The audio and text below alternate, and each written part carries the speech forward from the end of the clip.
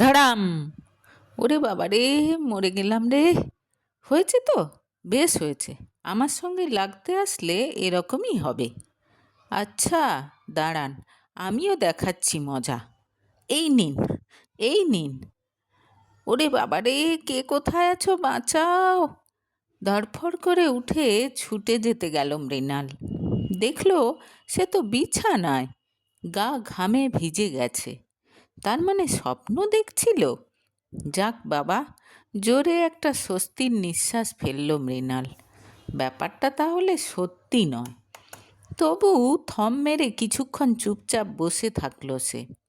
স্বপ্নে সে দেখেছে তার মা আর বউ জোর কোন্দল করছে। মা মেঝেতে তেল ফেলে রেখে দিয়েছিল, আর সেই তেলে পা পিছলে পড়েছে তার বউ নিরুপমা। রেগে গিয়ে হাতের সামনে থাকা ঝাঁটা তুলে শাশুড়িকে মারতে শুরু করেছে নিরুপমা। সবে 1 মাস হলো বিয়ে হয়েছে মৃণাল আর নিরুপমার। খুব ভালোই চলছে সব কিছু। শাশুড়ি প্রমীলার সঙ্গে কোনো ঝামেলা নেই তার। হঠাৎ কেন এরকম স্বপ্ন এলো বুঝতে পারছে না মৃণাল। পাশে গভীর ঘুমে আচ্ছন্ন নিরু।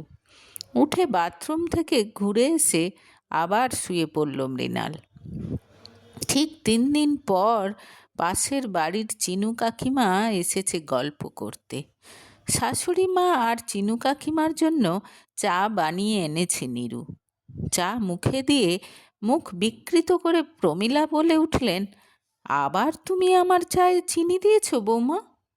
ও, ভুলে গেছি মা, ওটা রেখে দিন, আমি আপনার জন্য আবার বানিয়ে আনছি বলে রান্নাঘরে চলে গেল নিরুপমা। সুগারটা কিছুতেই কমছে না জানো তো, বন্ধু চিনুর দিকে তাকিয়ে বললেন প্রমীলা। কমবে কি করে? নিশ্চয়ই খাওয়া কন্ট্রোল করছো না। আর এই যদি তোমার বৌমার অবস্থা হয় তো তুমিই বা আর কি করবে? সামান্য একটা চিনি ছাড়া চা, তাও মনে রাখতে পারে না? মুখ বাঁকিয়ে বললেন চিনু। আরে না না, ওর কোনো দোষ নেই। ও আমার যথেষ্ট খেয়াল রাখে। এক আধবার তো ভুল হতেই পারে, ছেলে মানুষ তো। স্নেহের হাসি দিয়ে বললেন প্রমীলা। চুপ করে গেলেন চিনু। কিছুক্ষণ পর আবার চা বানিয়ে নিয়ে এলো নিরু। আরও খানিকক্ষণ গল্প করে চলে গেলেন চিনু। ঠিক পরের দিনই বিকেলে আবার গল্প করতে চলে এলেন তিনি। চা বানিয়ে শাশুড়ি আর তার বন্ধুকে দিল নিরু। তারপর রান্নাঘরে কাজ করতে লাগলো। এমন সময় অফিস থেকে ফিরে এলো মৃণাল। নিরুপমা কিচেনে আছে টের পেয়ে ব্যাগ রেখে সোজা সেদিকে চলে গেল সে। ওপরে চলো, কথা আছে। তুমি যাও, আমি এখনই আসছি। আরে বা, আমার বউ দেখছি বাসন ধুচ্ছে। বেশি গদগদ হয়েও না বুঝলে, কাঁচের প্লেটগুলো ছিল তাই। তুমি ভেবো না যে সবসময় আমাকে দিয়ে কাজ করাবে। রাজরানীর মতো পায়ের ওপর পা দিয়ে থাকবো আমি, আদুরে গলায় বলল নিরু। হাসি মুখে তার গাল টিপে দিয়ে ওপরে যেতে ইশারা করল মৃণাল। তারপর দুজনে একসাথে ওপরে চলে গেল। দেখলে প্রমীলা কি বলল? পায়ের ওপর পা দিয়ে বসে থাকবে, তার মানে কি বুড়ি শাশুড়িকে দিয়ে কাজ করাবে নাকি? ফিসফিস করে বলল চিনু। আরে না না, ওসব কথায় কান দিও না। ওদের খুনসুটির মধ্যে আমাদের নাক না গলানোই ভালো, হেসে বললেন প্রমীলা। তুমি না বড্ড সরল, আর তোমার মতো মানুষদেরই ভবিষ্যতে দুর্ভোগ সহ্য করতে হয় জানো তো। বেশ বিজ্ঞের মতো মুখ করে বললেন চিনু। তবে প্রমীলা সেদিকে বিশেষ পাত্তা না দিয়ে অন্য কথা বলতে শুরু করে দিলেন। ভেতরে ভেতরে একটু ক্ষুণ্ণ হলেন চিনু। তিনি যে তার ভালোর জন্যই বলছেন সেটা বুঝতে পারছে না বলে প্রমীলার উপর অসন্তুষ্ট হলেন। যাই হোক, আরও কিছুক্ষণ গল্প করে চলে গেলেন তিনি। এরপর থেকে প্রায় দিনই প্রমীলার বাড়িতে আসতে থাকলেন চিনু। কিছুক্ষণ গল্প করে চা খেয়ে চলে যান। আর বোঝার চেষ্টা করেন প্রমীলার সঙ্গে তার বৌমার সম্পর্কটা ঠিক কেমন জায়গায় দাঁড়িয়ে। এই একটা জিনিসে তার খুব ইন্টারেস্ট। তবে প্রমীলা এ ব্যাপারে তাকে খুব একটা উৎসাহ দেন না। দুদিন পর বিকেলে যথারীতি বসে গল্প করছেন চিনু আর প্রমীলা। মৃণাল অফিস থেকে ফিরে এসে নিরু নিরু করে চেঁচাতে লাগলো। ওপরের ঘর থেকে বেরিয়ে সিঁড়িতে খানিকটা নেমে এসে কি হয়েছে জানতে চাইল নিরু। আমার প্রমোশন হয়েছে নিরু। তাই বলে আনন্দে লাফাতে লাফাতে নিচে নেমে এলো নিরু। মৃণালের হাত থেকে ব্যাগটা নিয়ে এক গাল হেসে বলল, কি খাবে বলো? আজ রাতে তুমি যা খেতে চাইবে আমি বানিয়ে দেব। মেনু কি হবে সেটা তুমি মাকে জিজ্ঞেস করে নাও। তাই তো মা? তুমি খুশি তো? বলে মায়ের কাছে এসে মাকে জড়িয়ে ধরল মৃণাল। হ্যাঁ বাবা, আমি খুব খুশি। তুই যা, জামা কাপড় ছেড়ে নে, আমি আর বৌমা মিলে তোর পছন্দের খাবার বানিয়ে নেব, জানালেন প্রমীলা। খুশি হয়ে চলে গেল মৃণাল। দেখলে এখনই ছেলে কেমন তোমার পর হয়ে গেছে। মৃণাল চলে যেতেই বললেন চিনু। কেন, এর মধ্যে আবার পর হয়ে যাওয়ার কি হলো, জানতে চাইলেন প্রমীলা। দেখলে না, প্রমোশনের খবরটা আগে এসে তোমাকে জানাতে পারতো না? আগে বউকে জানাতে হলো। তুমি তো এখানেই বসে আছো, এসেই একেবারে নিরু নিরু করে চিৎকার। যত সব দেখলাম না, মুখ বাঁকিয়ে বললেন চিনু। কথাটা শুনে একটু দমে গেলেন প্রমীলা। এটা তো চিনু ঠিকই বলেছে, তিনি তো এখানেই বসেছিলেন, অথচ ছেলে এসে এমন নিরু নিরু করে চিৎকার শুরু করে দিল। তাকে আগে বললে কি এমন হতো? এজন্যই বলি, তুমি তো আমার কথা শুনতেই চাও না। সুযোগ বুঝে ঠুকে দিলেন চিনু। প্রমীলাকে চুপ করে থাকতে দেখে আরও বললেন, এখন থেকে শক্ত হাতে হাল ধরো প্রমীলা, না হলে এক সময় দেখবে ছেলে বউয়ের কথায় উঠছে আর বসছে, দুজনে মিলে তোমাকে কোণঠাসা করে দেবে একেবারে। আর এদিকে ওপরে এসে মৃণাল বিরক্তি প্রকাশ করল নিরুর কাছে। আজকাল প্রায় রোজই চিনু কাকিমা বাড়িতে আসছে, ব্যাপারটা তার খুব একটা ভালো লাগছে না। তুমি জানো না, এরা কান ভারী করতে ওস্তাদ। কোন কথা কিভাবে কার কাছে গিয়ে বলবে তার ঠিক নেই। আরে না না, ওনাকে দেখে তো ভালো মানুষ বলেই মনে হয়। তাছাড়া মারও তো সমবয়সী লোকজনের সঙ্গে গল্প করতে ইচ্ছে হয় নিশ্চয়ই। মৃণালকে বোঝানোর চেষ্টা করল নিরু। পরদিন অফিস থেকে ফিরে মৃণাল জানালো 1 মাসের জন্য ট্রেনিং নিতে জয়পুর যেতে হবে তাকে। কালই বেরিয়ে যেতে হবে। তাড়াতাড়ি খেয়ে উঠে জিনিসপত্র গোছাতে শুরু করে দিল মৃণাল। নিরু তাকে হেল্প করতে লাগলো। জয়পুর থেকে তোমার জন্য কি আনবো মা? সকালে বেরোনোর আগে জিজ্ঞেস করলো মৃণাল। আগে বৌমাকে জিজ্ঞেস কর ওর কি লাগবে। ও বাবা, তার তো কাল রাতেই বিশাল লিস্ট বানানো হয়ে গেছে। তুমি বলো তোমার জন্য কি আনবো। মৃণাল খুব সহজভাবে কথাটা বললেও কেন জানে না হঠাৎ খুব খারাপ লাগলো প্রমীলার। সত্যিই তো, ছেলের কাছে এখন আর সে প্রায়োরিটি নয়, সব কিছুতেই আগে বউয়ের জায়গা। অনেক চেষ্টা করেও সাম্প্রতিককালে ঘটা এমন কিছু তিনি মনে করতে পারলেন না যাতে প্রমাণ হয় যে অন্তত কোনো একটা ব্যাপারে তো তার প্রাধান্য রয়েছে। সব ব্যাপারেই ছেলের মুখে আগে নিরুর নাম। মনটা খারাপ হয়ে গেল প্রমীলার। কি হলো, কিছু বলছো না যে? না রে বাবা, আমার কিছু লাগবে না, তুই ভালোই ভালোই বাড়ি ফিরে আয়, ম্লান হাসি হেসে বললেন প্রমীলা। বেরিয়ে গেল মৃণাল।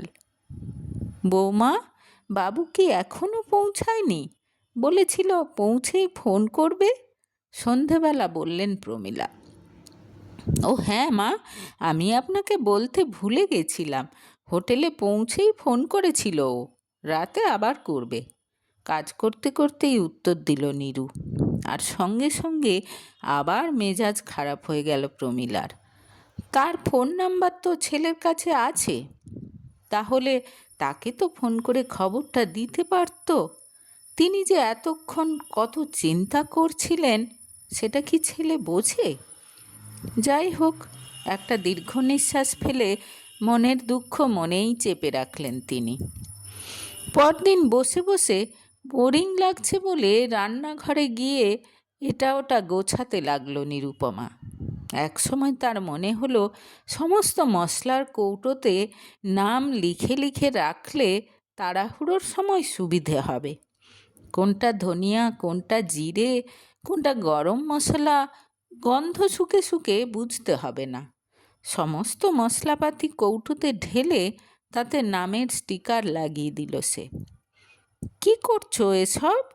রান্নাঘরে ঢুকে মুখ কুঁচকে জিজ্ঞেস করলেন প্রমীলা। কেন, ভালো লাগছে না? সব কৌটোতে স্টিকার লাগিয়ে দিয়েছি। এসব কি দরকার?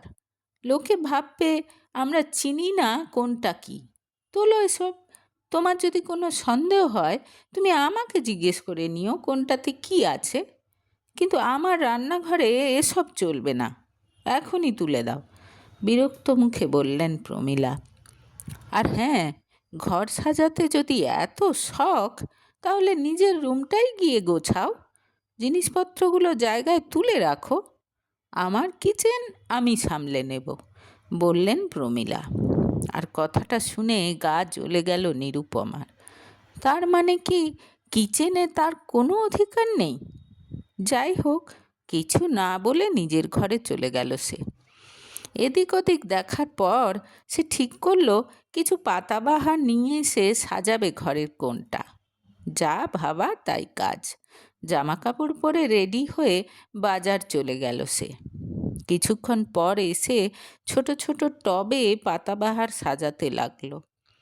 কৌতূহলী হয়ে কিছুক্ষণ পর সেখানে দেখতে এলেন প্রমীলা। দেখেই একেবারে চেঁচিয়ে উঠলেন, ঘরের মধ্যে এরকম নোংরা করছো কেন বৌমা? এগুলো কেউ ঘরের মধ্যে রাখে নাকি? ব্যালকনিতে রাখো অন্তত। এটা আমার রুম মা, নোংরা হলে আমি পরিষ্কার করব, আপনাকে কিচ্ছু ভাবতে হবে না, ঝাঁঝিয়ে উঠল নিরুপমাও।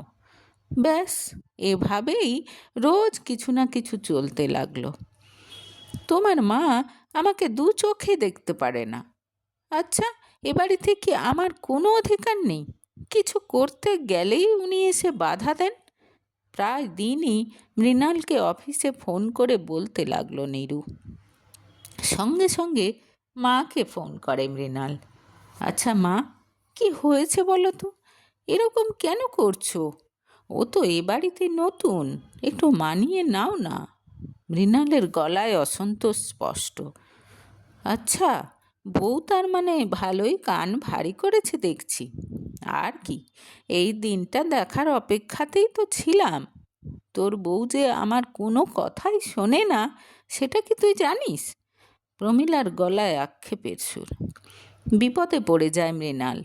মার কথা বিশ্বাস করবে নাকি বউয়ের কথা, সেটাই বুঝতে পারে না সে। দুজনকেই কিছু বলতে গেলে অভিমানে প্রায় কেঁদে ফেলে। আর এদিকে কাজে মন বসাতে পারে না মৃণাল। সে বুঝতে পারছে তার স্বপ্ন সত্যি হতে চলেছে। কোনো রকমে ট্রেনিং শেষ হতেই বাড়ি ফিরে আসে সে। আচ্ছা, তোমরা কি শুরু করেছো বলো তো? মায়ের তো বয়স হয়েছে, যা বলে একটু মেনে নাও না। রাতে নীরুকে বোঝাতে যেতেই একেবারে ফোঁস করে ওঠে সে। আমি জানতাম যে তুমি নিজের মায়ের কোনো দোষ দেখতে পাবে না। ঠিক আছে, থাকো তুমি তোমার মাকে নিয়ে, আমি চলে যাব। কোনো রকম তাকে বুঝিয়ে সুঝিয়ে শান্ত করল মৃণাল। পরদিন মায়ের সঙ্গে কথা বলতে যেতেই অভিমানে প্রায় কেঁদে ফেললেন প্রমীলা। আমি জানতাম বউয়ের কথাই বিশ্বাস করবি তুই। মায়ের মান সম্মানের তো কোনো দাম নেই। মাকে খানিক বুঝিয়ে অফিস চলে গেল মৃণাল। বিকেলে ফেরার সময় সে দেখল গেটের সামনে দাঁড়িয়ে গল্প করছে নীরু আর চিনু কাকিমা। আমি তো মেয়েকে বলেই দিয়েছিলাম, শাশুড়িকে তাড়াতে না পারলে তুই সুখে থাকতে পারবি না। আমার কথা শুনে আজ মেয়ে আমার সুখে আছে, আর কোনো প্রবলেম নেই। চিনু কাকিমার কথাগুলো কানে গেল মৃণালের, আর সব কিছু জলের মতো পরিষ্কার হয়ে গেল তার কাছে।